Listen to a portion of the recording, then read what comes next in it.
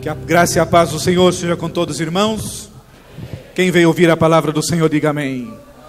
Graças a Deus, meus queridos, pelo privilégio que temos, mais uma vez estarmos na casa do Senhor nosso Deus, reservando esse momento tão especial para nós nos dedicarmos a ouvir a palavra do Senhor nosso Deus. Nós temos certeza que o mesmo Espírito Santo que esteve aqui ontem, agindo no meio da igreja, falando poderosamente em nossos corações, está aqui hoje também, irá falar ao meu e ao teu coração. Graças a Deus, irmãos, nós temos a honra e o privilégio de estar nesta noite conosco, o nosso palestrante da noite, pastor Ezequias Soares. Pastor Ezequias dispensa apresentações, nosso pastor aqui da igreja de Jundiaí, sua esposa, irmã Rutinha, por favor, querido. E juntamente com o pastor tem um grupo de pastores e obreiros ali de Jundiaí também. Por gentileza, meus amados, se coloquem em pés. Olha que coisa bonita. Graças a Deus. Os irmãos estão felizes pela presença dos irmãos? Amém? Amém. Deus abençoe os irmãos. Obrigado, pastores. Obrigado pela dedicação de vocês. Meus queridos, nós reservamos este momento, 2 períodos como nós tivemos ontem, para um assunto muito importante. Ontem nós ouvimos o pastor Hernandes falando sobre a suficiência do Evangelho. E ele deu um pequeno momentinho da palavra dele. Ele disse assim: irmãos, nós não vivemos mais na antiga aliança. Nós vivemos na nova aliança. E tem tudo a ver com o tema desta noite, que o pastor Ezequiel estará falando a nós, que é a lei e o Evangelho. Qual a relação da lei com o Evangelho? Esse tema que é complexo, traz muitas dúvidas a muitos irmãos, mas eu tenho certeza que nós sairemos esclarecidos dessa noite aqui, e é um assunto que nós teremos em mente muito claro. Eu peço que você se coloque em pé, nós estaremos orando, e logo após, o pastor Ezequias Soares estará com a primeira parte, ministrando a palavra do Senhor nosso Deus. Oremos, queridos. Senhor nosso Deus e Pai, nós somos gratos, ó Deus, pelo privilégio que temos de estar na Tua casa mais uma vez. E neste momento nós pedimos, Senhor, que as Tuas ricas bênçãos estejam sobre a vida, Senhor, do Teu servo, pastor Ezequias, como tem sido sempre. Pai querido, que a unção do Teu Espírito Santo traga iluminação à sua mente, Pai querido, para que Ele possa expor a Tua palavra com sabedoria, com graça, Senhor, aos nossos corações. E a nós que iremos ouvir a Tua palavra, que o Teu Espírito Santo abra, Senhor, os nossos ouvidos espirituais e nos dê entendimento, Senhor, para que possamos compreender a Tua palavra e retê-la, Senhor, nos nossos corações. Pedimos a Tua bênção sobre cada um dos Teus filhos nesta noite, Pai. Meus queridos irmãos, é com grande alegria e gozo no coração que cumprimento a todos com a paz de nosso Senhor Jesus Cristo. Também, meus irmãos, é sempre uma alegria estar convosco aqui em Várzea Paulista, poder abraçar o nosso companheiro, que hoje não pôde estar, como já foi dito, mas nós o amamos e entendemos, sabemos de suas responsabilidades, seus compromissos. Mas, meus irmãos, e cada vez que eu vejo aqui, eu vejo o povo de Deus crescendo, se multiplicando, e nós louvamos a Deus por isso. Estou vendo ali a Idani, minha irmã, a minha família, que serve ao Senhor daqui juntamente com vocês. E também louvo a Deus pelos companheiros, né, que já fazia tempo que eu não via, estava de férias, viajando, cheguei essa semana, mas fico feliz de ver vocês aqui neste evento, na 3ª Conferência de Pastores e Educadores Cristãos. Deus abençoe a todos, ricamente em nome de Jesus, e vamos, nesta noite, falar de um tema complexo, um tema difícil. Veja que eu quero ler antes de tudo, vamos começar com a leitura da palavra de Deus no Evangelho de Mateus. Evangelho de Mateus, no capítulo 5. Mateus, capítulo 5. O texto está na apostila que eu enviei para os irmãos, um esboço, um resumo daquilo que vamos falar nesta noite. Mateus capítulo 5, versículos 17 ao 19, diz o seguinte, ao 20, 17 ao 20. Palavras do Senhor Jesus. Não cuideis que vim destruir a lei ou os profetas. Não vim abrogar, mas cumprir. Porque em verdade vos digo que até que o céu e a terra passem, nenhum jota ou um tio se omitirá da lei sem que tudo seja cumprido. Qualquer, pois, que violar um destes menores mandamentos e assim ensinar os homens, será chamado o menor no reino dos céus. Aquele, porém, que os cumprir e ensinar, será chamado grande no reino dos céus. Porque vos digo que, se a vossa justiça não exceder a dos escribas e fariseus, de modo nenhum entrareis no reino dos céus. Amém? Que, meus irmãos, um texto muito conhecido, citado por muitos, mas não é tão simples de compreender. O Martinho Lutero, ele disse certa vez uma frase muito importante, que eu sempre me reporto a ela. Ele disse o seguinte: quem sabe distinguir corretamente o evangelho da lei, deve agradecer a Deus e pode estar certo de que é um teólogo. Então veja, quem souber distinguir corretamente a lei do evangelho, deve primeiro agradecer a Deus, porque isso não é pouca coisa. E em segundo lugar, pode ser considerado um teólogo. Então não é simples, não é fácil. O apóstolo Paulo, que era antes da sua conversão, quando ainda era Saulo de Tarso, era um dos maiores, podemos até dizer, o maior expositor da lei no período dos apóstolos, antes da sua conversão. Ele mesmo declara com todas as letras que excedia em judaísmo acima de todos os da sua geração. Isso está em Gálatas, no capítulo 1, a partir do versículo 16, quando ele dá o seu testemunho de quem ele era e o que ele é no momento que ele estava escrevendo esta epístola. Porque, veja, ele, como um fariseu, portanto, membro do Sinédrio, doutor da lei, praticante, fanático e inveterado, ele não era um praticante light do judaísmo, não. Ele, com muito vigor, com muito empenho, com muita dedicação, você vê que ele chegou a matar, a autorizar a morte de Estevão, em nome da lei. Então, ele era um homem zeloso, e não somente zeloso, conhecedor da lei. E o que acontece? Ele consegue carta do sumo sacerdote para perseguir os discípulos de Jesus em Damasco, fora dos termos de Israel. Veja o fanatismo que tinha Saulo sair de Jerusalém para perturbar a obra de Deus lá em Damasco, na Síria. Era o zelo. Aí o que acontece, meus irmãos?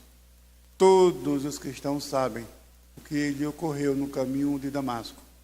Saiu como um judeu, fanático, inveterado, praticante, e chega em Damasco como um discípulo de Jesus. Uma transformação que até hoje não tem explicação.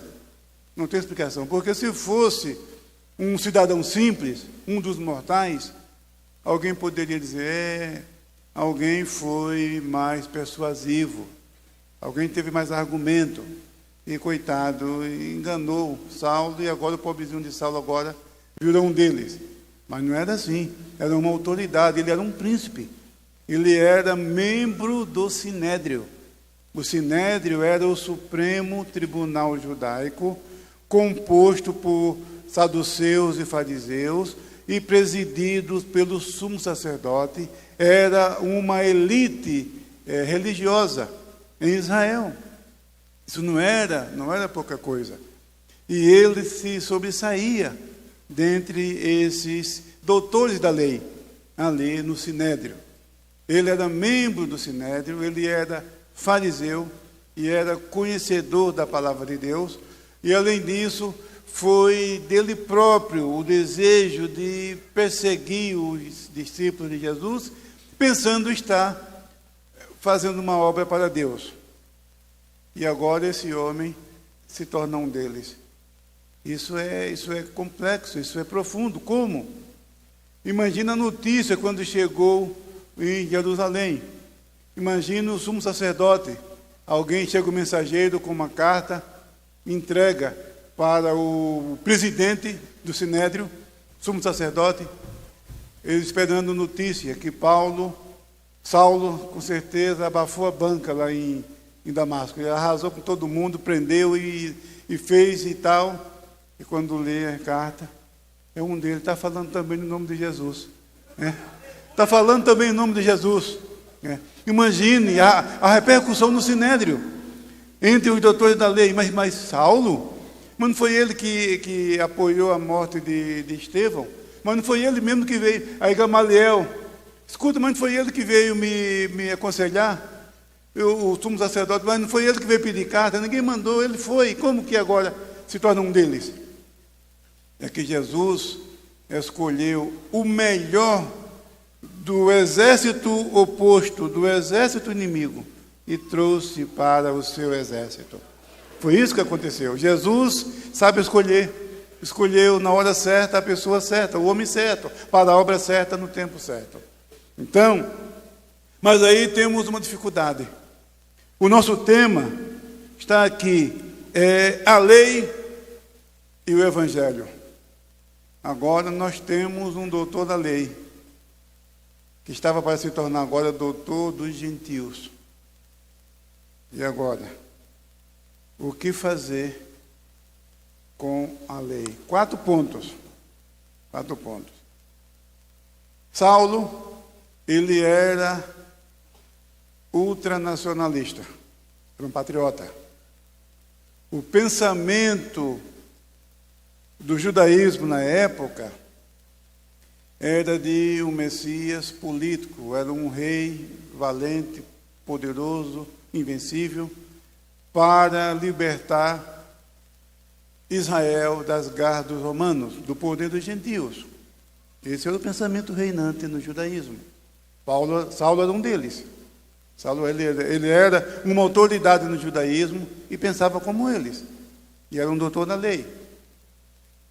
Outro pensamento do judaísmo: Israel, a nação eleita. Israel, povo escolhido. E Saulo comungava com esse pensamento, com essa doutrina. O orgulho de ser judeu. O judeu, quando se levantava de manhã, orava a Deus e agradecia a Ele por 3 razões. Número 1, te agradeço ao Senhor, porque não nasci mulher. Veja essa oração do judeu. Senhor, eu te agradeço porque não nasci escravo, nasci livre. E também te agradeço porque nasci judeu. É claro que uma oração dessa não chega nem no telhado, né? Mas era a oração dele. Isso aí não chega, quanto mais no trono de Deus. Mas veja o orgulho de ser judeu, de pertencer à família de Abraão, pertencer à casa de Israel. E o pensamento do judaísmo era esse. Era Deus preocupado, Deus com um propósito com a nação de Israel. Exclusividade. O terceiro ponto. A promessa de Deus. A promessa de Deus é para um povo eleito. É para a nação de Israel. E a lei. E agora? O que fazer com a lei? Eram esses 4 pontos que eram um desafio de Saulo de Tarso. Agora ele reconhece que Jesus é o Senhor. Porque quando ele foi derrubado da sua montaria, aquela voz que disse: Saulo, Saulo, por que me persegues? Ora, mas Saulo perseguia quem? Não eram os discípulos? Jesus não disse: Saulo, Saulo, por que persegues os meus discípulos? Não foi assim que Jesus falou. Jesus não falou para ele: Saulo, Saulo, por que persegues os meus servos e as minhas servas? Não foi assim. Saulo, Saulo, por que me persegues? Saulo entendeu: escuta, mas eu estou perseguindo são os discípulos desse Jesus. E ele responde: quem é, Senhor? A partir deste momento, Jesus não é mais um defunto para Saulo. Jesus é o Senhor. Jesus é Deus. Jesus é o Filho de Deus. E agora, o que fazer com as promessas de Deus?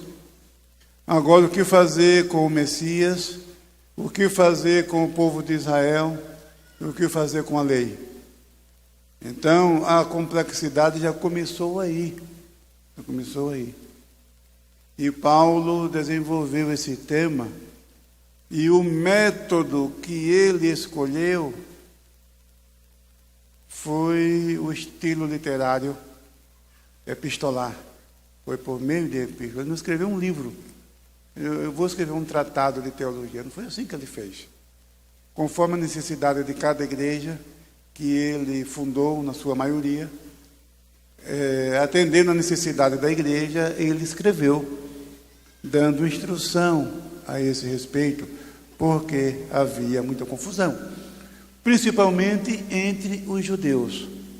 Judeus convertidos ao cristianismo. Judeus, autoridades. A Bíblia diz que muitos fariseus obedeciam à fé. Grande parte.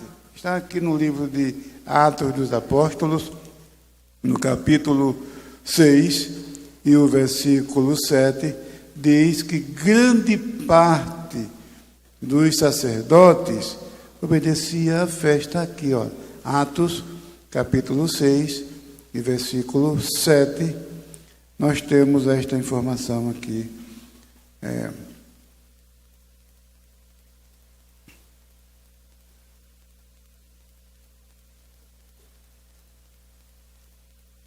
Diz assim: e crescia a palavra de Deus, e em Jerusalém se multiplicava muito o número dos discípulos, e grande parte dos sacerdotes obedecia à fé. Grande parte dos sacerdotes. O número era grande.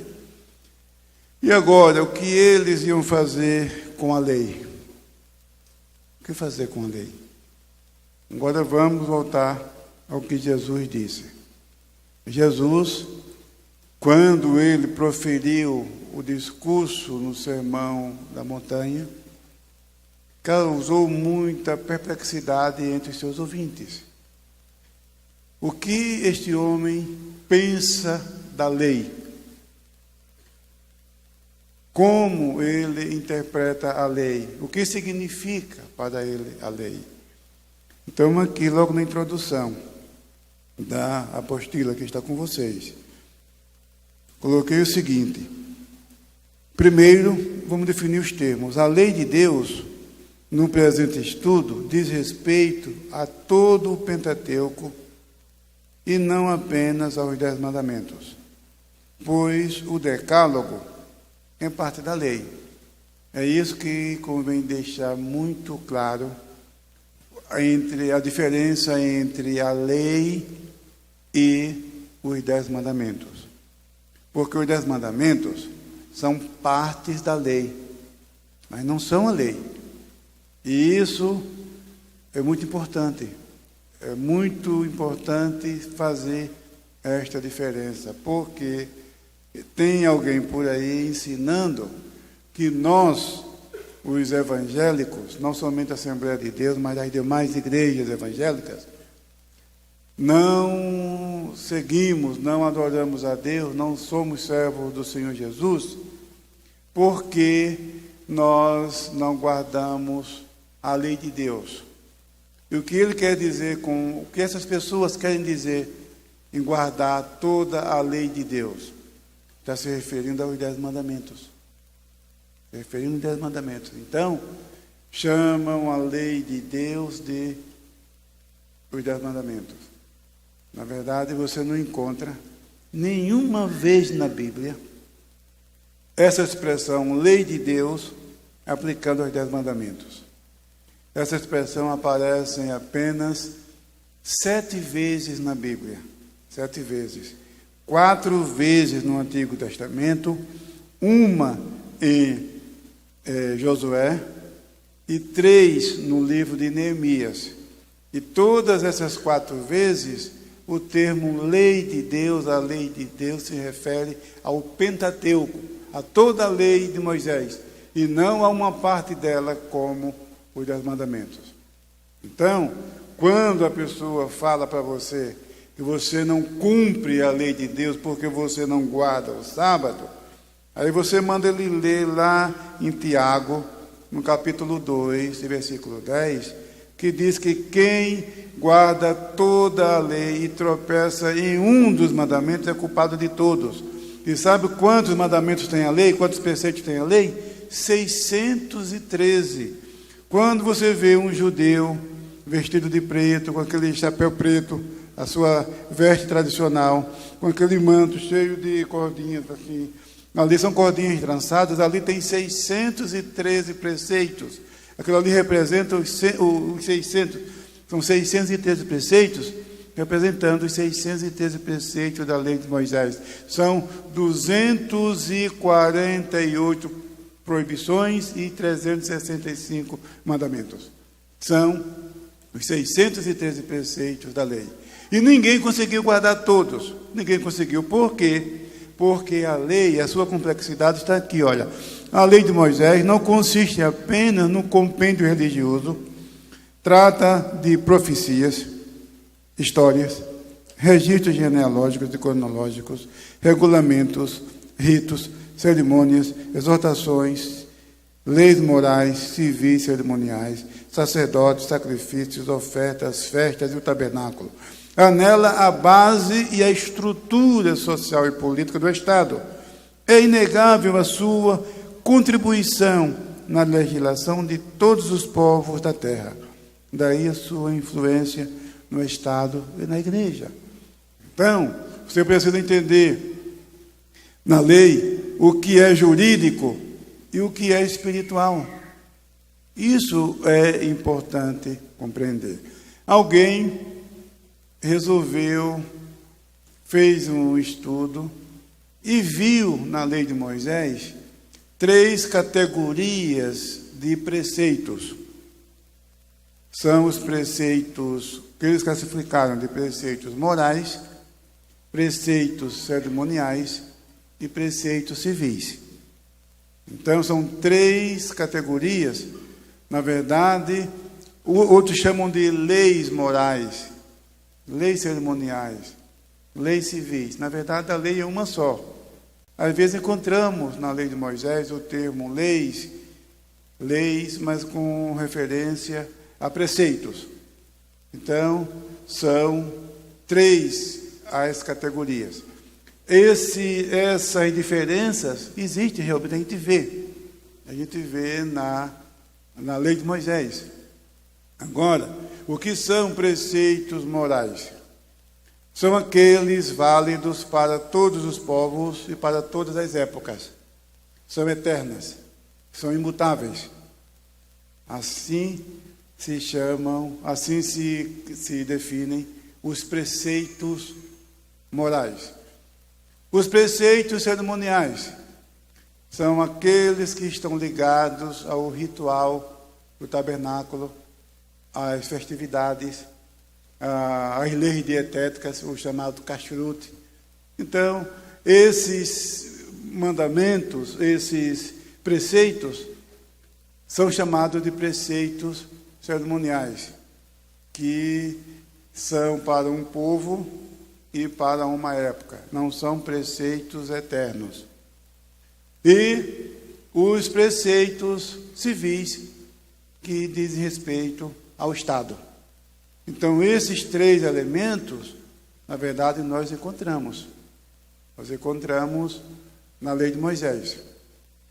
Então, são elementos que aparecem na legislação de todos os países da terra. De maneira direta ou indireta, aparecem ali. Agora, o decálogo, ou seja, os 10 mandamentos, na verdade, o nome 10 mandamentos ficou conhecido no mundo todo, mas no texto hebraico não aparece o termo 10 mandamentos, aparecem as 10 palavras. Aseret Hadevarim. Aseret quer dizer 10, e Hadevarim as palavras. Então, literalmente, as 10 palavras. Se você observar no livro de Êxodo, no capítulo 20, quando Deus revelou a Moisés essas 10 palavras, lá não chamam de mandamentos. Olha, vamos ler Êxodo no capítulo 20, e versículo 1. Nós encontramos o seguinte, Êxodo, capítulo 20, versículo 1, diz assim, ó: então falou Deus todas estas palavras, dizendo, olha, falou Deus todas estas palavras. Aí vem aquilo que passou para a história como os 10 mandamentos. Muito bem. E 3 vezes na Bíblia aparece esse termo, 10 mandamentos. Primeiro está em Êxodo capítulo 34, e o versículo 28, que nós lemos o seguinte, Êxodo 34, versículo 28, e esteve Moisés ali com o Senhor, 40 dias e 40 noites, não comeu pão, nem bebeu água, e escreveu nas tábuas as palavras do concerto, os 10 mandamentos. Aí você tem um númerozinho, na minha Bíblia está escrito aqui 44. 44. Aí você vai ver no rodapé, o 44 diz assim, ó, em hebraico, as 10 palavras. As 10 palavras. A segunda vez aparece em Deuteronômio, no capítulo 4, e o versículo 13. Deuteronômio, capítulo 4, versículo 13, nós temos de novo esse termo. Diz o seguinte: então vos anunciou ele o seu concerto, que vos prescreveu os 10 mandamentos, e os escreveu em 2 tábuas de pedras. Então, novamente, traduzido aqui como 10 mandamentos, mas lá no texto hebraico está Aseret Hadevarim, ou seja, as 10 palavras. E terceiro e último lugar, aparece ainda em Deuteronômio, no capítulo 10, e versículo 4, que nós lemos o seguinte: então escreveu o Senhor nas tábuas, conforme a primeira escritura, os 10 mandamentos, que o Senhor vos falara no dia da congregação, no monte, no meio do fogo, e o Senhor mais deu a mim. Então, novamente, os 10 mandamentos, mas lembrando, lá no texto hebraico está as 10 palavras. Se você tem a Bíblia de estudo, palavras-chave, edição da CPAD, ali essas palavras vem um número, e naquele número ele te remete para um apêndice no final da Bíblia. E lá no final você vai encontrar a palavra hebraica, escrita com letras hebraicas e com a pronúncia, que você não precisa saber hebraico para descobrir isso. É um método que foi criado, parece que no século XIX ou início do século XX, que é um estudo fantástico. Você, sem conhecer uma letra do alfabeto hebraico, sem conhecer uma letra do alfabeto grego, você lê numa Bíblia, você sabe como está essa palavra na língua original. Por quê? Porque essas palavras-chave em cada versículo vêm com o número do lado da palavra. E aquele número vai te remeter para o final, um apêndice no final da Bíblia. E ali você, achando um número, você encontra a palavra, se for hebraico, está escrito em hebraico, e entre parênteses a pronúncia, e depois o significado, a explicação. Se for no Novo Testamento, você vai também para o número, vai encontrar a palavra ali em grego, vai encontrar a pronúncia, você vai saber ler, e vai encontrar o significado. É um manual, uma ferramenta extraordinária para um estudo exegético. Então você pode pegar essa Bíblia de estudo, palavra-chave, e você vai verificar nessas 3 passagens, Deuteronômio 34, 28, Êxodo 34, 28, Deuteronômio 4 e 13, Deuteronômio 10 e versículo 4, são as 3 únicas passagens da Bíblia em que aparece o termo traduzido como os 10 mandamentos. A Septuaginta, que é a tradução do Antigo Testamento do hebraico para o grego, eu falei sobre isso aqui, parece que no ano passado, que o tema que o pastor Alberto Rezende me passou foi sobre a Septuaginta. Então, eu já expliquei, vocês sabem o que significa isso. É a Bíblia, é o Antigo Testamento grego. E nessas 3 passagens foi traduzido por decálogo. Deca, em grego, quer dizer 10, e logos quer dizer palavra.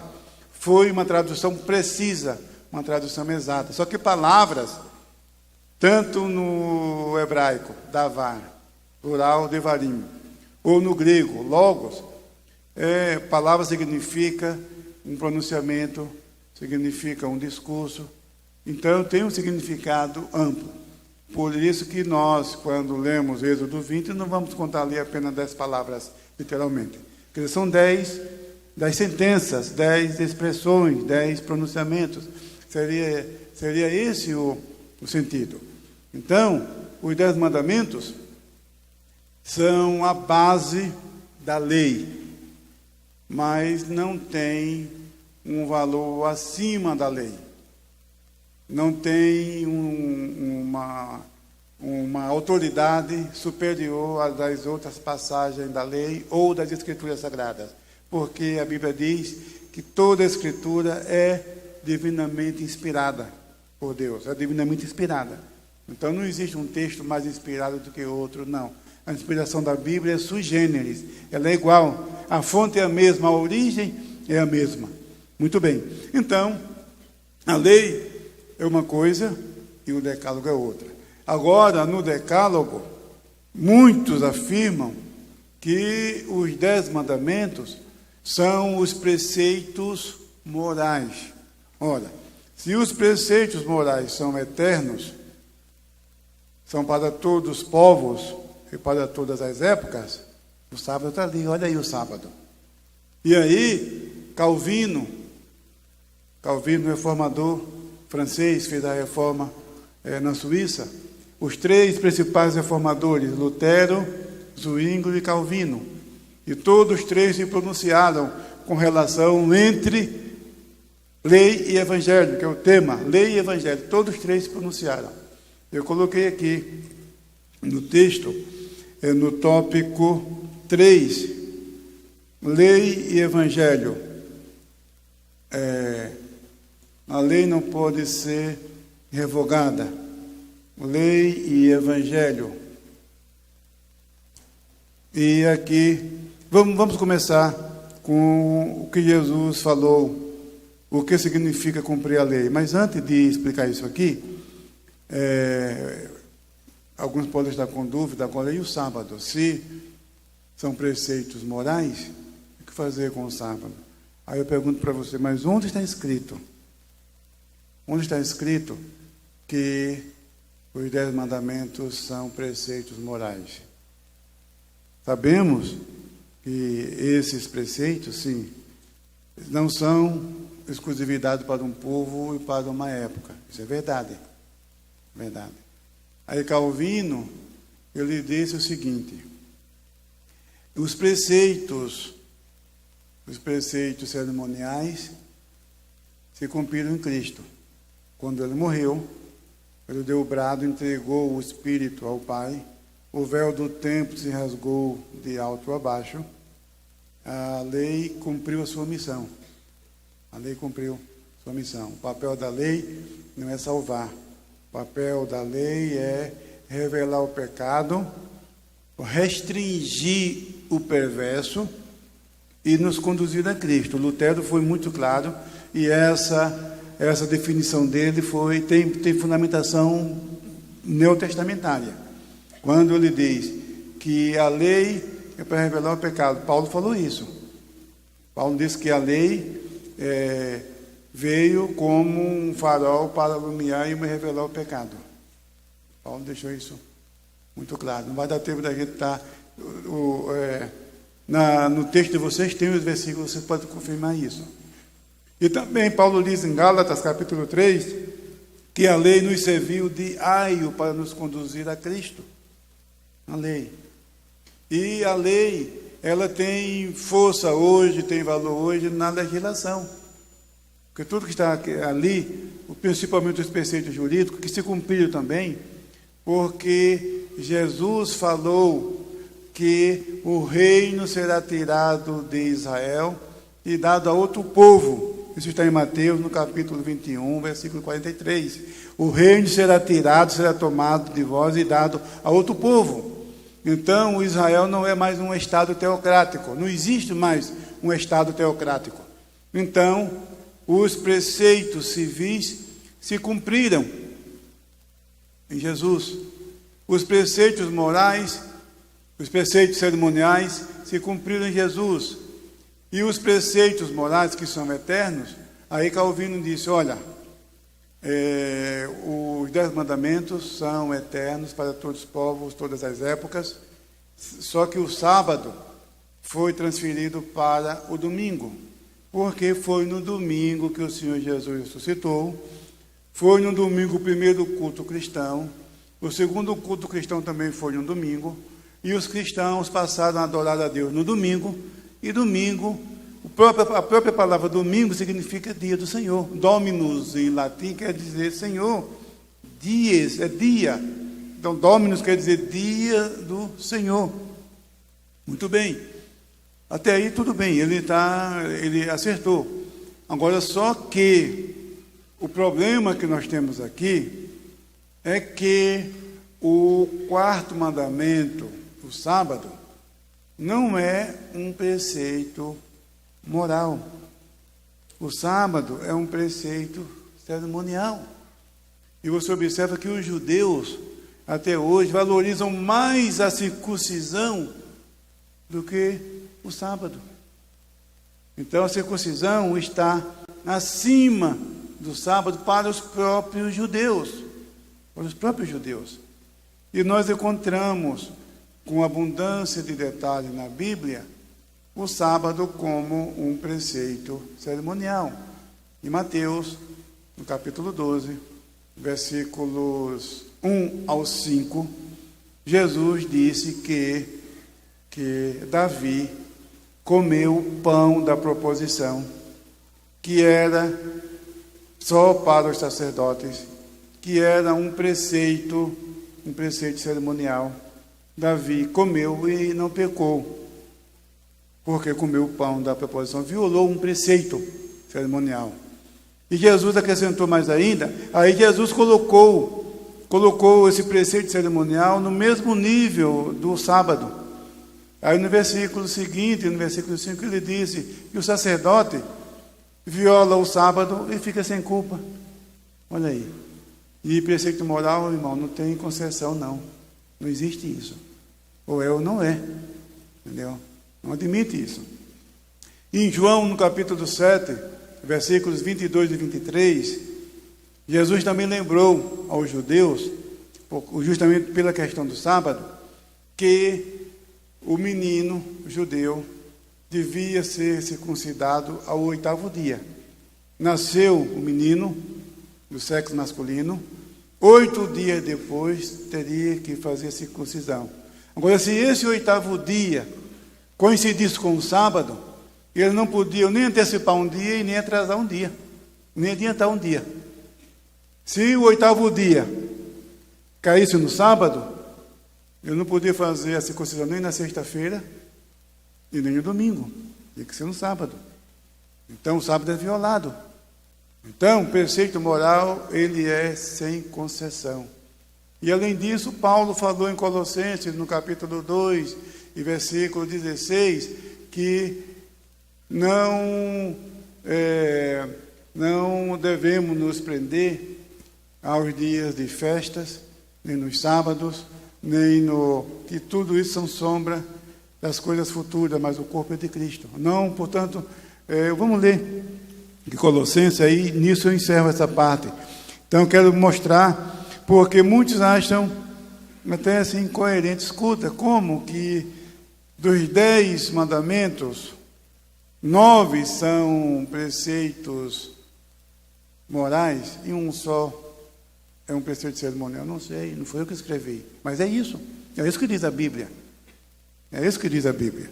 Então, o que nós temos aqui, Colossenses, no capítulo 2, o versículo 14, olha aqui, 15 e 16, nós lemos o seguinte: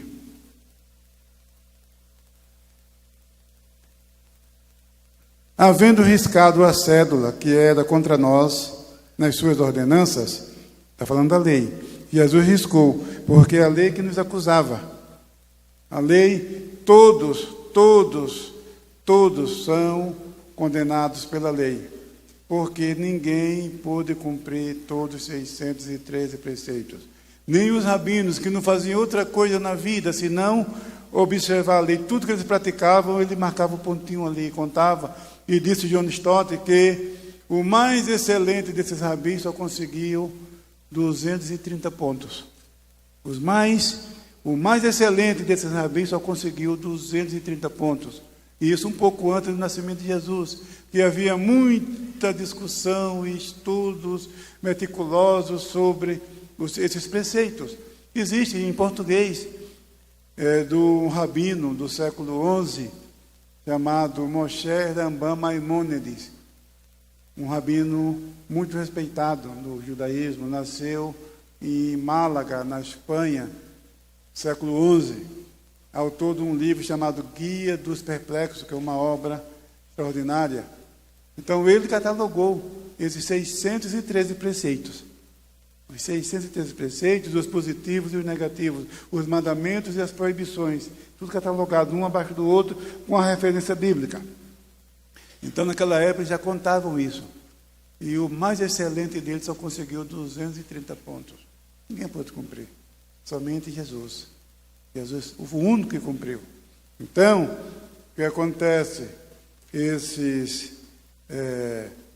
judaizantes que querem guardar, pensam, esperam ter a salvação pela guarda da lei, aí diz aqui que essa cédula que era contra nós foi riscada, a qual de alguma maneira nos era contrária, e atirou do meio de nós, cravando-a na cruz, e despojando os principais e potestades, os expôs publicamente, e deles triunfou em si mesmo.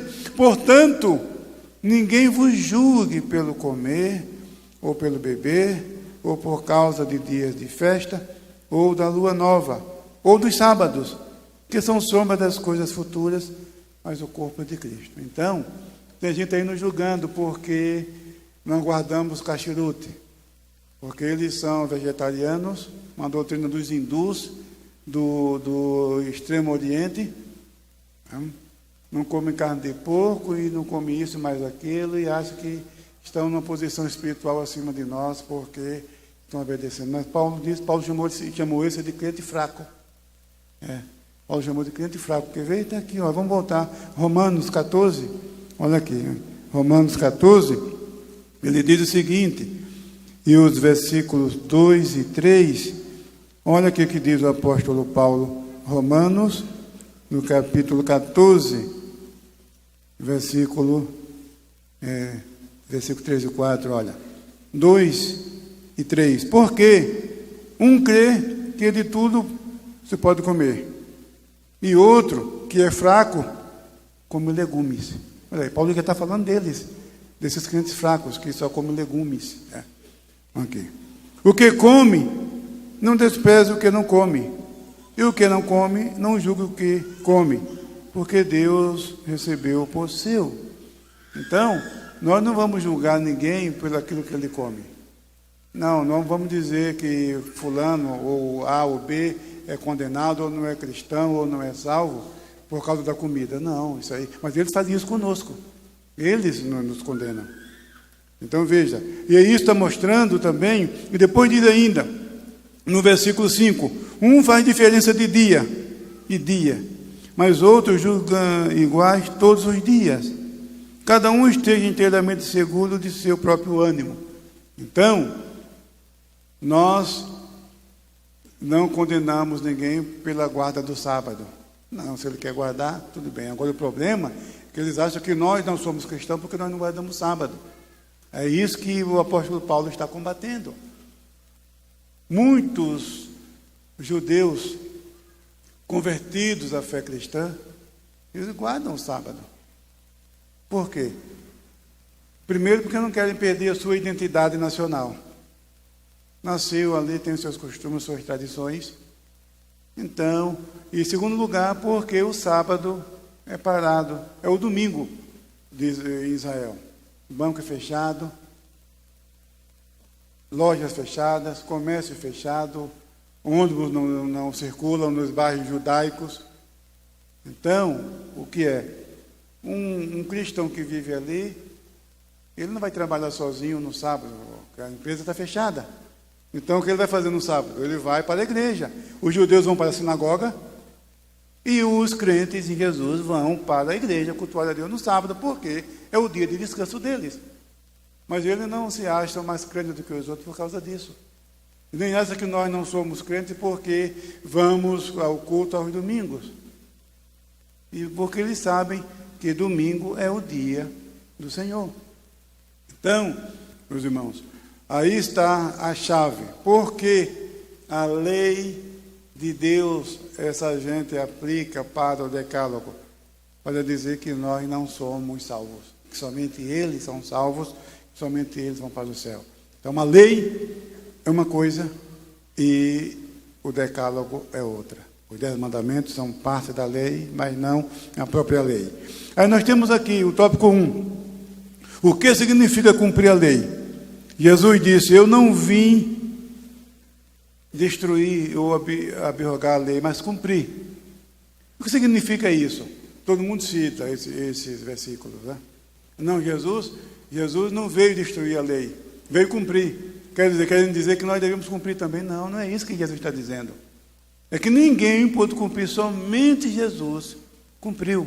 Jesus disse que não veio destruir a lei, mas veio cumprir, e cumpriu. Ele cumpriu.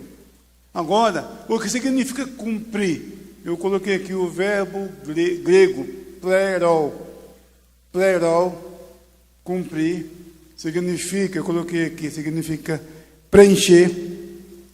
Olha aqui. O verbo grego para cumprir é plerou, que significa cumprir, completar, encher. Devemos recordar o sentido de Torá, estudado na lição 1, como instrução revelada no Sinai. Aqui eu estou me referindo à revista da escola dominical, do primeiro trimestre. Foram 13 lições, e ali eu expliquei que a palavra hebraica para lei é Torá, e Torá vem do verbo iará. Iará quer dizer instruir. Então a lei, na verdade, é a instrução. A lei de Moisés é o manual de instrução de Deus para o seu povo. Então, a lei, a Torá, é lei, mas no sentido de instrução. Então aqui nós temos, devemos recordar, ao longo do trimestre, vimos o aspecto teológico e ético do Decálogo. O Antigo Testamento contém instrução e doutrina sobre Deus, o mundo e a salvação, mas sua revelação é parcial. A manifestação do Filho de Deus tornou explícito o que antes estava implícito. E assim o Senhor completou a revelação. Então, cumprir significa isso também. Por quê? Porque a revelação de Deus no Antigo Testamento ela estava ainda incompleta. A doutrina da Trindade, por exemplo, que já existia no Antigo Testamento, mas ela estava implícita. Nenhum hebreu daquela época entendia isso. Ele talvez não pudesse entender porque está escrito: no princípio criou Deus os céus e a terra. A palavra Deus ali é Elohim, é plural. O verbo está no singular. Então, como o substantivo, o sujeito no plural e o verbo no singular? E depois, mais na frente, e disse Deus, façamos o homem. Como façamos o homem? E depois, mais na frente, e disse Deus, eia deixamos e confundamos ali para que um não entenda a língua do outro. Então, a Trindade, mais de uma pessoa na divindade, mas eles não tinham essa compreensão na época. Mas foi com a vinda do Filho de Deus, com a manifestação do Filho de Deus, que aquilo que antes estava implícito tornou-se explícito. Então a revelação foi completada, foi concluída. Jesus é a revelação de Deus. Deus nunca foi visto por homem algum, mas o Filho unigênito que está no seio do Pai, esse o fez conhecer. João 1:18. Jesus, ele trouxe a revelação completa. Esse é o sentido quando ele disse, não vim destruir a lei, mas cumprir, quer dizer, complementar a revelação. Esse é um dos significados. O segundo, cumprimento das profecias. Jesus iniciou seu ministério dizendo, o tempo está cumprido. É o mesmo verbo plerou, né? Marcos 1:14. Diversas vezes encontramos no Novo Testamento a declaração como, isso aconteceu para que se cumprisse a Escritura, como em João 19:36. Na passagem do jovem rico, quando Jesus falou dos mandamentos, ali ele não falou os 10 mandamentos, nem está na mesma sequência. Os 10 mandamentos são, eu sou o Senhor teu Deus, que te tirei da terra do Egito, da casa da servidão. Não terás outros deuses diante de mim. Esse é o primeiro mandamento. Para nós e para os judeus e para os calvinistas. Porque para os luteranos e para os católicos romanos, não terás outros deuses diante de mim e não farás para ti imagem de escultura, são um mandamento só. E o último, quando fala não cobiçarás a casa do teu próximo e nem a mulher do teu próximo, ali ele divide em 2. Termina nos 10, tá? Mas a classificação dele, a ordem dele é diferente. Mas nós seguimos a ordem que vem desde os judeus. Flávio Joséfo cita na mesma ordem. Então, primeiro mandamento, não terás outros deuses diante de mim. Falando do núcleo. Segundo, não farás para ti imagem de escultura e depois nem te encurvarás a elas. Então, isso aí essas duas frases formam o segundo mandamento. O terceiro, não tomarás o nome do Senhor teu Deus em vão. O quarto, lembra-te do dia de sábado, para o guardar e o santificar. O quinto, honra teu pai e tua mãe. O sexto, não matarás. O sétimo, não adulterarás. O oitavo, não furtarás. O nono, não dirás falso testemunho contra o teu próximo. E o 10º, não cobiçarás. Então, esta é a ordem dos 10 mandamentos. Mas não aparece em nenhum lugar do Novo Testamento nesta ordem. Ali em Mateus 19, quando Jesus citou os mandamentos para o jovem rico, ele não citou os 10 mandamentos e acrescentou mais ainda, amarás o teu próximo como a ti mesmo, que nem sequer faz parte do decálogo, está lá em Levítico, capítulo 19, versículo 18. Então, os 10 mandamentos não constam no Novo Testamento. Nem o Senhor Jesus mencionou os 10 mandamentos e nem os apóstolos. Citou, sim, alguns mandamentos, deu o decálogo. Aí tudo bem. Isso aí aparece. Mas não os 10 mandamentos, ok? Tópico 2. O Senhor Jesus viveu a lei. Preceitos cerimoniais, já expliquei. Veja a explicação dos preceitos cerimoniais, civis e morais na lição 2. Quem tem a lição do primeiro trimestre, nós tratamos, eu expliquei ali, que o termo só tornou conhecido a partir de Tomás de Aquino. Tomás de Aquino, um doutor da Igreja Católica, falecido, ele é do século XIII, por volta de 1270. Então, foi a partir dos seus escritos que chegou o conhecimento desse termo, lei moral, lei cerimonial e lei civil. Antes dele não se conhecia esse termo. Esses termos não aparecem no Novo Testamento. Existe sim, quer dizer, não aparece na Bíblia. Existe sim, na lei de Moisés, como já disse, preceitos de caráter moral, de caráter cerimonial e de caráter civil. Mas não o termo lei moral, lei cerimonial e lei civil. Esse termo só tornou-se conhecido a partir de Tomás de Aquino no século XIII. Muito bem. É isso que eu reforço aqui. O Senhor Jesus cumpriu o sistema cerimonial da lei na sua morte. Eu já citei isso aqui, Mateus 27, 50 e 51, fala da morte de Jesus quando o véu do templo se rasgou de alto a baixo. Então, o sacrifício, o sistema perdeu todo o sentido. Domingo, dia 26 de julho, no calendário judaico, é o dia 9 de Ave, que eles falam em hebraico Tesh Ave. Tesha é 9 em hebraico e Ave é o 4º mês de Israel. É o dia em que o templo de Jerusalém foi destruído. Se você ler no 2º livro dos Reis, no capítulo 25, versículos 3 e 4, diz que no dia 9 do 4º mês, os babilônios arrombaram o muro de Jerusalém, invadiram a cidade e destruíram o templo. E, por incrível que pareça, o 2º templo, no ano 70, foi destruído também no dia 9 de Ave, no dia 9 do 4º mês. E o dia 9 de Ave foi domingo, e nesse dia é o dia de jejum em Israel. É dia de jejum. Eles não usam sapato de couro, eles andam descalço ou com coisa de plástico, não pode usar couro. E jejum o dia, eles lamentam a destruição do templo de Jerusalém. Então, isso eles observam até hoje, a destruição do templo. O templo foi destruído.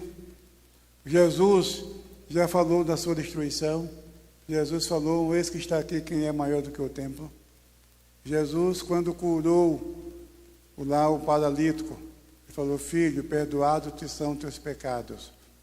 Era uma mensagem velada para o sumo sacerdote, que a missão do templo estava terminando. Que ele, porque o templo era o centro da vida religiosa de Israel, era o lugar de comunhão, era o lugar de perdão, era o lugar de adoração a Deus. Mas agora isso ia ser substituído por Jesus. Então, um rabino escreveu no jornal Palestine Post, de Jerusalém Post, de domingo. O rabino escreveu dizendo que a importância do templo para o povo judeu não estava nos sacrifícios, mas na presença de Deus. E esse rabino acertou em cheio, porque realmente o propósito de Deus é esse. Deus não está preocupado com regras, com normas, com ritos, nada disso. Quando Adão pecou, Deus foi procurar: Adão, onde estás? É comunhão. Em Êxodo 25, versículo 8, diz: e me construirão um tabernáculo e habitarei no meio deles. É isso que Deus quer, estar no meio do seu povo. Se cumpriu em Jesus, e o Verbo se fez carne e habitou entre nós. Então, quando Saulo ouviu aquela voz: Saulo, Saulo, por que me persegues? Foi aí que Paulo entendeu que a igreja é o corpo de Cristo. Pode observar que nas epístolas ele fala que Cristo é a cabeça. A igreja, ele faz até uma comparação dos membros do corpo. Então a igreja é o corpo de Cristo. Porque a presença de Deus está na igreja pelo seu Espírito Santo. Então, Paulo disse: vós sois o templo do Espírito Santo. Então, o templo cumpriu a sua missão. E Jesus, ele disse: eis que está aqui quem é maior do que Salomão, que é o construtor do templo. E depois ele disse: eis que está aqui quem é maior do que o templo. E ele disse: derribai esse templo, e em 3 dias eu o levantarei. Mas falava do templo do seu corpo. Então, o templo Ele já vinha anunciando que não ficará aqui pedra sobre pedra que não seja derribada. Na sua morte, o véu do templo rasgou-se misteriosamente e milagrosamente de alto a baixo. E pouco tempo depois o templo foi destruído e nunca mais foi reedificado, porque o templo cumpriu a sua missão. É Jesus. Jesus substituiu o templo. Jesus substituiu o templo. Então, os preceitos cerimoniais, Jesus cumpriu. Está aqui. As instituições de Israel, com suas festas, os holocaustos e os diversos tipos de sacrifícios da lei de Moisés, eram tipos e figuras que se cumpriram em Cristo. Aí está a referência bíblica. 1 Coríntios 5:7, Cristo, a nossa Páscoa, foi sacrificado por nós. E assim por diante. Assim, as cerimônias cessaram, mas o significado foi confirmado. Já lemos esse versículo, mas o corpo é de Cristo. Preceitos civis. Lutero dizia que a função da lei ainda continua para manter a ordem e o bem-estar da sociedade. Segundo Martin Lloyd Jones, Jesus cumpriu também o sistema jurídico da lei. Com sua morte, ele transferiu os privilégios de Israel para a igreja. Essas duas referências bíblicas aqui falam a mesma coisa. Aqui não é Êxodo 10, foi um engano aqui, é erro 19. Corrijam aí. Êxodo 19. Quando Deus chamou Moisés no monte, Moisés você volta, conversa com os anciãos de Israel, e vocês falam para eles que vocês serão geração escolhida, povo adquirido, nação sacerdotal. Então, e Deus fez aquela proposta. Moisés desceu, conversou com os anciãos e o povo aceitou. Muito bem, depois Moisés subiu, foi quando ele recebeu o decálogo. E estas mesmas palavras podemos ler, nós encontramos, vamos ler essas duas partes. Primeiro, em Êxodo, no capítulo 19, não capítulo 10, né? Vamos corrigir. Êxodo, capítulo 19, e o versículos 6 e 7, nós lemos o seguinte: e me sereis reino sacerdotal e povo santo. Não, o 5, né? 5 e 6. Agora, pois, se diligentemente ouvirdes a minha voz e guardardes o meu concerto, então sereis a minha propriedade peculiar dentre todos os povos, porque toda a terra é minha, e vós me sereis reino sacerdotal e povo santo. Estas são as palavras que falarás aos filhos de Israel. Muito bem. Então, essas palavras ditas para Israel, elas reaparecem para nós, a Igreja de Cristo, na primeira epístola do apóstolo Pedro, no capítulo 2 e os versículos 9 e 10, que passaremos a ler, mostrando que, está aqui, 1 Pedro 2, 9 e 10. Mas vós sois a geração eleita, o sacerdócio real, a nação santa, o povo adquirido, para que anuncieis as virtudes daquele que vos chamou das trevas para a sua maravilhosa luz. Vós que em outro tempo não eres povo, mas agora sois povo de Deus, que não tinhas alcançado misericórdia, mas agora alcançaste misericórdia. Então, Jesus, na sua morte, transferiu esses privilégios para todos aqueles que creem no seu nome. E Paulo teve essa compreensão. Agora, Paulo, o que fazer com a nação de Israel? O que fazer com Israel? Ele achava que Israel era a preocupação de Deus. Mas quando ele encontrou-se com Jesus, ele entendeu que o plano de Deus era salvar todos os povos. E todos aqueles que creem em Jesus se tornam filhos de Abraão. Que o verdadeiro israelita é o cristão, não é o que é nascido da descendência de Abraão. E Paulo pagou caro por isso. Essa mensagem de Paulo era como uma bomba. Ele tinha que falar e sair correndo. Para nós hoje isso é mais natural do que respirar, porque nascemos num ambiente cristão, aprendemos desde a infância na escola dominical que nós somos judeus espirituais. Lá em Gálatas capítulo 3, versículo 7, Paulo diz: os que são da fé são filhos de Abraão, nós somos filhos de Abraão. E os judeus dizem: escuta, e nós que somos?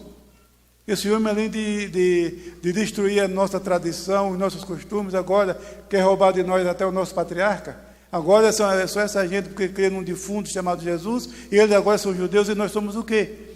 Paulo pagou caro por isso. Paulo pagou caro por isso, mas foi a revelação que ele recebeu. Gálatas capítulo 1, versículo 12, o evangelho que eu prego não recebi de homem algum, mas por revelação de Jesus Cristo. Foi Jesus que revelou isso. E nenhum dos demais apóstolos contestou isso dele. Paulo se encontrou com João, com Pedro, com Tiago, esteve em Jerusalém. Ele esteve 4 vezes em Jerusalém.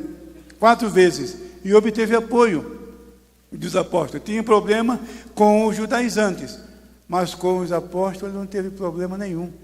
Ele foi, depois que ele fugiu de Damasco, ele foi para Jerusalém e teve que sair correndo porque Jesus falou: olha, Paulo, queima o chão, sai logo porque não vão aceitar o teu testemunho a meu respeito, eles vão te matar. Aí os irmãos levaram Paulo para Cesareia, e lá ele pegou o navio e voltou para a sua terra, para Tarso. Depois que ele estava em Antioquia, pastoreando na igreja de Antioquia, e chegou a notícia de uma grande fome na Judéia. Ele levantou a oferta lá dos irmãos, ele foi para Jerusalém levar essa oferta, fez a segunda vez. E aí ele conversou com Pedro, com João, com Tiago, falou da revelação que ele recebeu, os apóstolos confirmaram, e Pedro disse: olha, você vai com o evangelho aos gentios, eu fico com o evangelho da circuncisão. Muito bem. E a terceira vez foi quando Paulo volta da primeira viagem missionária para resolver o problema do judaizante, da circuncisão, que foi no concílio de Jerusalém, na primeira comissão geral, que foi em Atos capítulo 15. Foi a terceira vez que Paulo esteve em Jerusalém. E a quarta vez foi quando ele volta da terceira viagem missionária, quando ele foi preso. 4 vezes Paulo esteve em Jerusalém. Então, e ele compreendeu que o plano de Deus é salvar todos os povos, tribos, línguas e nações, e não apenas preocupação com Israel. E isso, para os judeus radicais, era uma heresia. Muito bem. E preceitos morais. Os 10 mandamentos são representados pelos 2 grandes mandamentos: amar a Deus acima de todas as coisas e ao próximo como a nós mesmos. Isso está em Marcos capítulo 12, versículos 28 e 32, e também na passagem paralela em Mateus no capítulo 22. Então, os primeiros mandamentos dizem respeito ao compromisso do homem com Deus. Não terás outros deuses diante de mim, não farás para ti imagem de escultura, e não tomarás o nome do Senhor teu Deus em vão. São preceitos de caráter vertical, você e Deus. E os outros preceitos, horizontal, seu relacionamento com o próximo, amar ao próximo. Então, Jesus resumiu toda a lei em 2 mandamentos: amar a Deus acima de todas as coisas e ao próximo como a nós mesmos. É isso. Então, se você ama a Deus acima de todas as coisas, você não vai jurar falsamente, não vai mentir, porque o terceiro mandamento diz respeito à mentira. A mentira não é só o juramento, é mentira. Você não vai adorar ídolo e vai amar a Deus. E se você ama o próximo, você não vai matar, não vai adulterar, não vai dizer falso testemunho, não vai furtar, não vai cobiçar. Então, toda a lei resolve nisso daqui. Olha, vamos ver Mateus. Em Mateus ficou muito bem claro. Mateus capítulo 22. Perguntaram para Jesus: qual o maior de todos os mandamentos?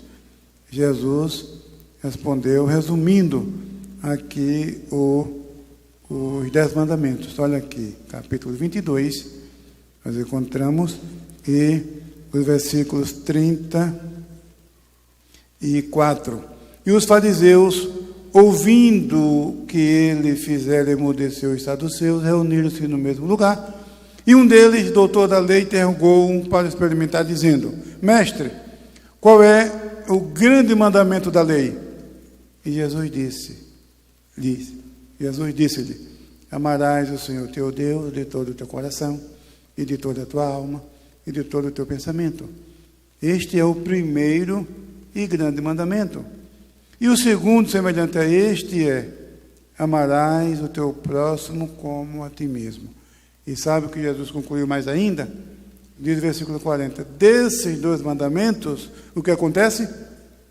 Dependem toda a lei e os profetas. Então está aí. Agora, os preceitos específicos, o que fazemos com eles? O que vamos fazer com eles? Eles foram resgatados e adaptados à graça. Por exemplo, não adulterarás, continua valendo. Mas não é condição para a salvação. Senão os que não são adúlteros são salvos. E alguém é salvo só porque não comete adultério? Não, somos salvos pela fé em Jesus. Entendeu? Então, esses preceitos eles foram resgatados, mas adaptados à graça. Porque na lei, qual era a sanção para o adultério? A morte por apedrejamento, né? E a igreja manda apedrejar o adúltero? Não. Qual é a disciplina? Cortar da comunhão. É disciplina. Foi adaptado. O incesto era condenado à morte. Mas na igreja de Corinto havia o pecado de incesto. Será que Paulo mandou uma comissão de ancião para ouvir e um juiz para julgar aquele incestuoso e mandar apedrejá-lo? A lei manda fazer isso. Mas o incesto continua sendo pecado. Continua sendo pecado. Está dentro do não adulterarás. Mas foi adaptado à graça. Então, as autoridades religiosas de Israel não entendiam. Eles analisavam esses preceitos pela ótica jurídica. Eles não estavam preocupados com o céu. Nem sei se eles tinham noção disso. Mas Jesus falou: olha, é só você pensar. Atentar para uma mulher e cobiçar no seu coração, você já cometeu adultério. Isso parte do princípio que Deus é onisciente, que Deus sabe. Porque ninguém vai saber o que se passa no coração humano. Mas Deus sabe. Então, Jesus disse: com isso já está pecando. E eles não entendiam isso porque a aplicação deles era jurídica. Então, o texto está aí, a lei está aí. Agora, o que fazer com ela? Jesus colocou a lei no seu devido lugar. Então, o quinto mandamento: amarás o Senhor, honra teu pai e tua mãe. Esse é o quinto mandamento. Paulo citou esse mandamento. Interessante. Isso é muito importante você ver a lei e o evangelho como se distingue. Veja que aqui em Efésios, no capítulo 6, versículos 1 e 2, nós lemos o seguinte: vós, filhos, sede obedientes a vossos pais no Senhor, porque isto é justo. Honra teu pai e tua mãe, que é o primeiro mandamento com promessa, para que te vá bem e vivas muito tempo sobre a terra. Então veja, Paulo citou aqui o quinto mandamento, mas ele fez uma combinação de dois textos, porque os 10 mandamentos, o texto dos 10 mandamentos, esse texto aparece só 2 vezes na Bíblia. Em Êxodo capítulo 20, versículos 1 ao 17, nós temos ali os 10 mandamentos, Deus falando com Moisés no monte Sinai, e todo o povo no pé do monte ouvindo o relâmpago, trovões, e Deus falando com Moisés. E ele mesmo escreveu com seu dedo em tábuas de pedras. Muito bem. Só que aquelas tábuas, elas foram destruídas sob o bezerro de ouro, e Deus mandou Moisés lavrar duas pedras, Moisés subiu de novo o monte e Deus escreveu as mesmas palavras. Muito bem, os 10 mandamentos. Mas no texto de Deuteronômio, capítulo 5, a partir do versículo 12, ali reaparece o texto dos 10 mandamentos. Mas existe 17 diferenças entre o texto de Deuteronômio, capítulo 5, e Êxodo, capítulo 20. Mas por que isso? Porque em Êxodo 20, é Deus falando com Moisés. Em Deuteronômio 5, é Moisés contando ao povo o que Deus falou. Aí tem algumas alterações que não alteram nada o contexto. A mensagem continua inalterada. Quando em Êxodo 20 fala, lembra-te do dia de sábado, em Deuteronômio fala, guarda o dia de sábado. Sabe, são diferenças assim. Agora, o 5º mandamento tem diferença. Veja, o 5º mandamento de Êxodo, vamos ver aqui. Alguém, abra a Bíblia, só para vocês observarem isso, que eu vou explicar algo interessante aqui no apóstolo Paulo.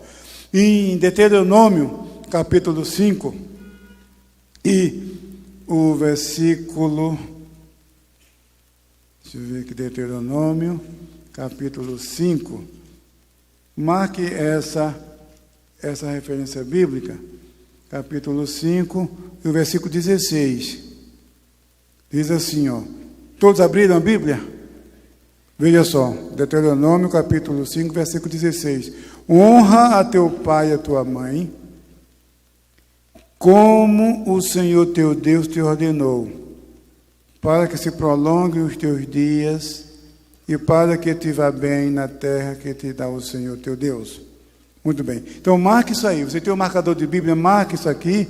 E vou até marcar também aqui. Pronto, coloquei o marcador de Bíblia aqui na página. Vamos agora em Êxodo, capítulo 20. Vamos ler esse mesmo mandamento. O 5º mandamento. Veja que interessante. Aqui nós temos Êxodo, capítulo 20, e o versículo 12.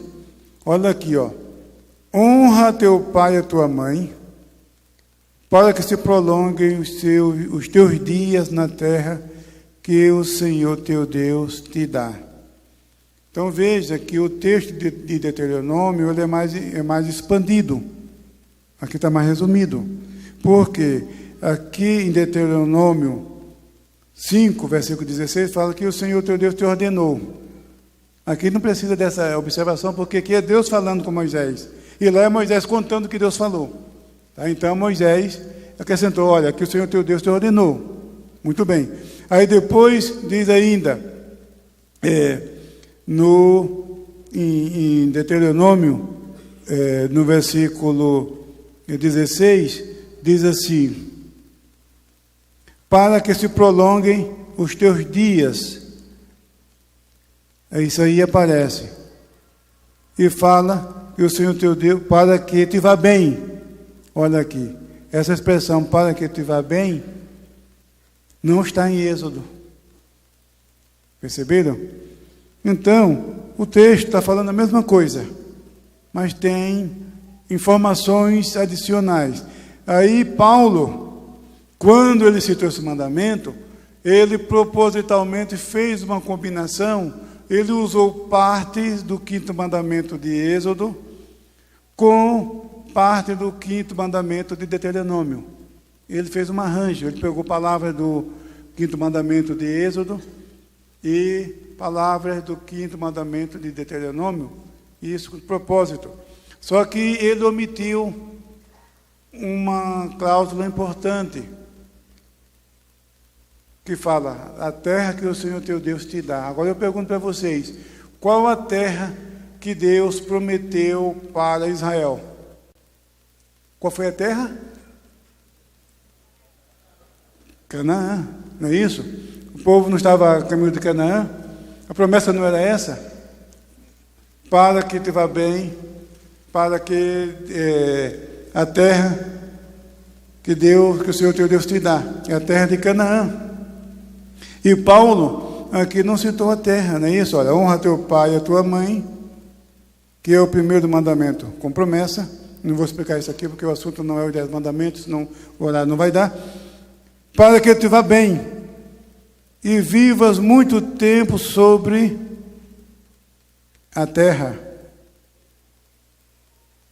que o Senhor teu Deus te dá. Onde está isso? Ele omitiu, porque nós não temos terra aqui. Deus não prometeu terra para a igreja. A igreja é uma comunidade internacional. A nossa pátria é o céu. Jesus disse: na casa do meu pai há muitas moradas. Quando eu for e vos preparar lugar, eu virei outra vez e vos levarei para mim mesmo. Deus não deu promessa da terra para a sua igreja. Deu para Israel, a terra dos cananeus, a terra de Canaã. Mas para nós é o céu.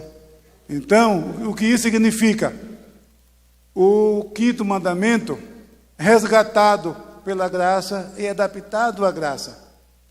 Porque nós não estamos debaixo da lei. Nós não somos servos da lei. Nós somos salvos pela graça.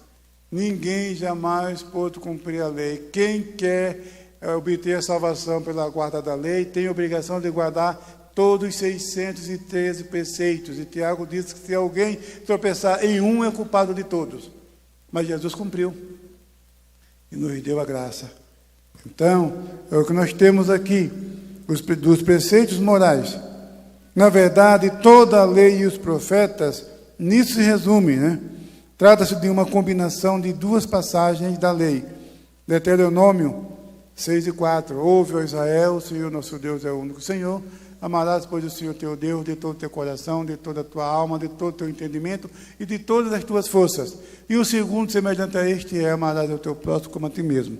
Então, toda a lei está resumida em dois preceitos que nem sequer estão no decálogo, mas expressam o pensamento do decálogo. Amar a Deus acima de todas as coisas, compromisso vertical, e amar o próximo como a si mesmo, compromisso horizontal. Muito bem.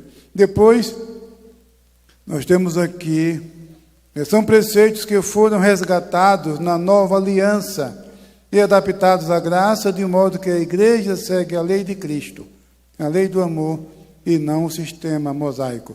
Esses versículos nós vamos ler depois. Romanos 16 e 14, que fala que nós estamos debaixo da graça e não debaixo da lei. Agora, tópico 3, a lei não pode ser revogada. Jesus revela o seu pensamento sobre a lei. Talvez o discurso de Jesus sobre as bem-aventuranças tivesse deixado dúvida sobre a posição de Cristo a respeito da lei dos profetas. Ele não era um reacionário. Nasceu conforme a lei e viveu de acordo com ela. Aqui nós temos algumas referências, mas Gálatas 4,4 diz: mas vindo a plenitude dos tempos, Deus enviou seu Filho, nascido de mulher e nascido conforme a lei. É isso que diz Gálatas 4,4. Jesus falou de maneira direta que não veio revogar a lei e nem os profetas, mas veio para cumprir, no versículo 17. Então havia chegado o momento de esclarecer o seu pensamento sobre a lei. E ele disse ainda: até que o céu e a terra passem, nenhum jota ou um tio se omitirá da lei sem que tudo seja cumprido. No versículo seguinte, versículo 18. O jota é a menor letra do alfabeto hebraico. Ocupa metade de uma linha. A 10ª letra do alfabeto se chama Iod ou Yud. É um tracinho pequenininho que ocupa metade da linha. O Yud, que representa para nós o I, ou o Y. Muito bem, é a menor letra. E o tio é um sinal diacrítico para distinguir uma letra da outra. Por exemplo, se eu escrevo, digamos, um N. Se eu puxar outra perna, o que vira? M. Então essa perninha seria o tio. Perceberam? Se eu coloco, por exemplo, a letra F. Aí eu faço uma curvinha em cima e fecho. O que é que vira? P. Então essa curvinha que eu faço é o tio. É isso, o que Jesus está dizendo, que tudo na lei veio para se cumprir. Cumpriu mesmo. Ele não cumpriu os preceitos morais? Ele não cumpriu os preceitos civis? Ele não cumpriu os preceitos cerimoniais? Ele cumpriu. Então, olha, como disse John Stott, eu citei aqui, a lei dura enquanto o universo durar. Enquanto existir o universo, a lei vai durar o que ele diz. Então, Jesus falou de maneira direta que não veio revogar a lei e nem os profetas, mas veio para cumprir. E havia chegado o momento. Agora no tópico 3, não ainda no tópico 2. O tio é um sinal diacrítico para distinguir uma letra da outra. Nenhuma parte da lei passará, nenhuma letra ou parte dela ficará em desuso, até que tudo se cumpra. Como disse John Stott, a lei tem a duração do universo. E o terceiro ponto, o menor mandamento. Isso aqui, existem mandamentos na lei mais importantes do que outros. E Jesus deu a entender que sim. Eu citei aqui Mateus 23 e 23, quando Jesus disse, eu gosto muito desse versículo, porque foi com esse versículo que o meu pai se converteu, né? Meu pai era muito católico apostólico romano, né? Eu tinha um tio que dizia que quando alguém falava, ele ia evangelizar, e a pessoa dizia, eu sou católico apostólico romano. Ele dizia, não, mas a Bíblia diz que todos pecaram, então todos já nasceram católicos, né? Então você precisa se converter, né? Então, se é católico, então todos já nascem pecador, todos já nascem católico, então precisa se converter, né? Então era essa a mensagem que ele... Mas meu pai, depois da missa, que ele lia a Bíblia, ele era curioso, você não gostou de ler? Naquela época, na década de 40, era proibido ler a Bíblia, era proibição no Vaticano ler a Bíblia. Mas meu pai, lendo a Bíblia, escondido do padre, e ele achou esse versículo, ai de vós, escribas e fariseus hipócritas, porque fechais aos homens o reino dos céus, nem vós entrais, nem deixais entrar os que vão entrando. Meu pai disse, escuta, mas os líderes religiosos escondem alguma coisa do povo. Quem poderia me explicar esse versículo? Ah, o padre. Ninguém melhor do que o padre. O padre é uma autoridade. Aí depois da missa, ele pegou a Bíblia, leu esse versículo, pediu explicação para o padre. O padre ficou uma onça com ele, né? O padre falou, seu Manuel, um mau católico dá um bom protestante, viu? Tá bom, meu pai se converteu e deu um bom protestante meu, né? O padre profetizou. Né? O padre profetizou, realmente ele deu um bom protestante, né? Mas esse versículo aqui, Jesus disse o seguinte, ai de vós escribas e fariseus hipócritas, porque dizimais o endro, a hortelã e o cominho e desprezais o mais importante da lei. Deveis, porém, fazer essas coisas e não omitir daquelas. Quer dizer, o mais importante da lei, então existe, dá a entender que existe. Os rabinos diziam que aquela passagem de Deuteronômio, de não pegar o filhote no ninho e levar a mãe, então ele dizia que aqueles eram preceitos leves. Então eles tinham aquela classificação de preceitos leves, preceitos pesados. Parece que há realmente esse escalonamento, porque Jesus usou aqui essa expressão. Mas vamos ao tópico final e aí a gente encerra. A lei e o evangelho. O papel da lei. Ninguém é justificado pelas obras da lei. Romanos 13:18, Gálatas 2:16. A função dela não é salvar, mas nos conduz a Cristo. Gálatas 3:11 e depois versículo 24. Ela veio para revelar e condenar o pecado. Romanos 13:20, 7:7. Deve o cristão anular a lei? Aí que está a questão. A resposta paulina é, abre aspas, de maneira nenhuma. Antes estabelecemos a lei. Romanos 13:31. O que isso significa? Significa que a fé cristã não é antinomianista. Do grego anti, quer dizer contra, e nomos quer dizer lei. Diz respeito ao que erroneamente pregavam, que a graça dispensa a obediência. Então, deixa eu explicar isso. Ora, se nós somos salvos pela graça, que nós não somos servos da lei, e que a salvação não é pela prática dos preceitos da lei, mas é pela misericórdia de Deus, é pelo mérito de Jesus Cristo na cruz do Calvário. Então havia um grupo que interpretava de maneira errônea a doutrina de Paulo. Dizia que se nós somos salvos pela graça e não pelas obras da lei, podemos viver de qualquer maneira. Então esses eram chamados de antinomianistas. Anti quer dizer contra, e nomos, lei. Então, os antinomianistas eram aqueles que eram contra a observação de qualquer regra. Então, eles diziam que o cristão podia viver de qualquer maneira, porque Deus não vai exigir isso, porque nós fomos alvejados pela graça. Mas o cristianismo não é antinomianista. O cristianismo exige obediência.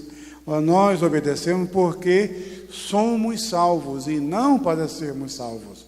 Então, devemos viver uma vida de santidade, porque nós somos salvos, nós somos alvejados pela graça de Deus.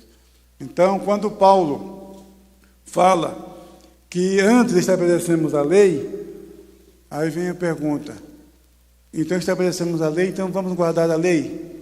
Não, não é isso que ele está dizendo. Para começar, temos que entender o que significa lei aqui.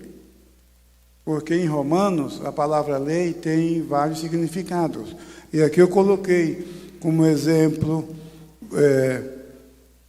aqui 1 Coríntios, capítulo 14, versículo 21, chamam de lei o que o próprio Antigo Testamento. Quando Jesus disse, não vim abrogar a lei e os profetas, ele não estava se referindo simplesmente à lei de Moisés, mas a todo o Antigo Testamento, que a expressão lei e profetas é uma expressão que indica o Antigo Testamento. Então, aqui nós temos, primeiro aos Coríntios, no capítulo 14 e versículo 21, Paulo chama de lei outra parte do Antigo Testamento. Parece-me que é o livro dos Salmos, quer ver 14, 21, diz o seguinte: está escrito na lei, por gente de outras línguas e por outros lábios falarei a este povo, e ainda assim me não ouvirão, diz o Senhor. Isso aí está em Isaías, capítulo 28, versículo 11 e 12. Ora, Isaías não é parte da lei de Moisés, é parte do Antigo Testamento. Então, Paulo usa o termo lei, às vezes, para se referir ao Antigo Testamento na sua totalidade e não exclusivamente à lei de Moisés. Então, quando ele diz antes estabelecemos a lei, é o que eu expliquei aqui. Mas, aqui, às vezes se refere às Escrituras Sagradas, 1 Coríntios 14, 21. Esse parece ser o sentido aqui. O apóstolo Paulo estava falando do Antigo Testamento. Novamente, em Romanos 13, 19, é citado um salmo, que eles também chamam de lei. Mas a possibilidade de uma aplicação ao Pentateuco não é descartada. Nesse caso, a frase antes estabelecemos a lei, de Romanos 3 e 31, não significa servidão ao sistema mosaico, mas que a fé confirma a lei, visto que o Evangelho justifica aqueles que a lei condena. Agora, quanto à justiça dos fariseus, também está claro aqui que Jesus não está desafiando seus discípulos a viver o sistema meticuloso dos fariseus. Não é isso. Olha aqui. Jesus não está desafiando os seus discípulos a seguir os escrúpulos legalistas dos escribas e fariseus, quando afirma: se a vossa justiça não exceder a dos escribas e fariseus, de modo nenhum entrarei no reino dos céus.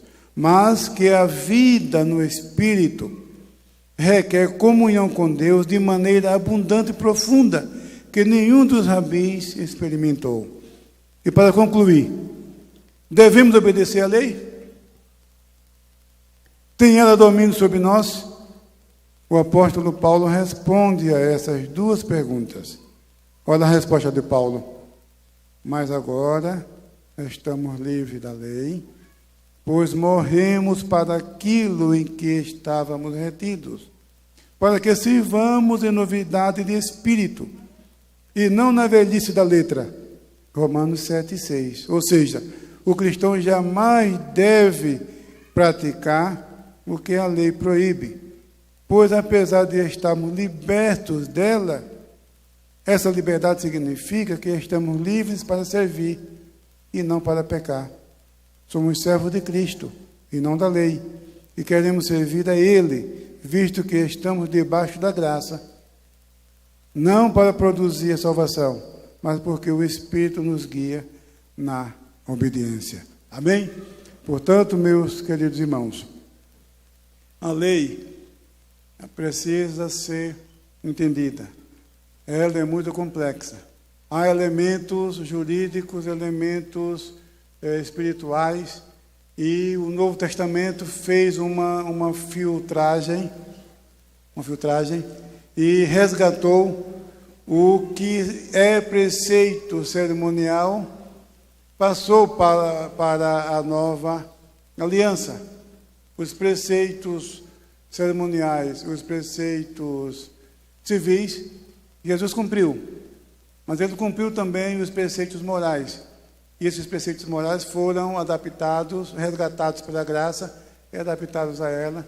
E dei 2 exemplos aqui, do adultério, e dei o exemplo do 5º mandamento, honra teu pai e tua mãe, de como esses preceitos são usados na igreja, como são usados no Novo Testamento. Aí está a diferença entre a lei e o Evangelho. Portanto, meus queridos irmãos, que Deus abençoe a todos os irmãos. Agradeço ao pastor Alberto Rezende pelo nobre e honroso convite, e também aos seus companheiros, os obreiros que estão conduzindo esse trabalho. Que Deus abençoe a cada um ricamente, em nome de Jesus. Amém.